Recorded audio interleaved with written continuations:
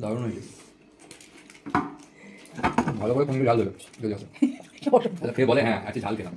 Hello everyone, আজ সকালটা শুরু হয় এক অসাধারণ ব্রেকফাস্ট দিয়ে। ব্রেকফাস্টটা আজ আর আমি বানাইনি, বানিয়েছেন এক দাদা। তিনি যেমন অসম্ভব সুন্দর খাবার বানান, তেমনি নিজে খেতেও পছন্দ করেন আর অন্যকে খাওয়াতেও। তাই এখানেই ব্রেকফাস্টটা সেরে আমরা বেরিয়ে পড়ি পিকনিকের বাজার করতে। শীতকাল এলেই মনটা কেমন পিকনিক পিকনিক করে ওঠে। তাই ওই দাদার উদ্যোগেই দুদিন পর আমরা মুন্সির অফিস ফ্রেন্ডদের নিয়ে একটা ছোটোখাটো পিকনিক হবে। ওই দাদা নিজেই রান্না করবেন। আজ একটু সময় পাওয়ায় তাই আমরা বাজারটা করে রাখলাম। প্রথমে গ্রসারি জিনিসপত্রের জন্য আমরা চলে যাই ডি-মার্টে। পাঁপড় নিতে হবে নাকি?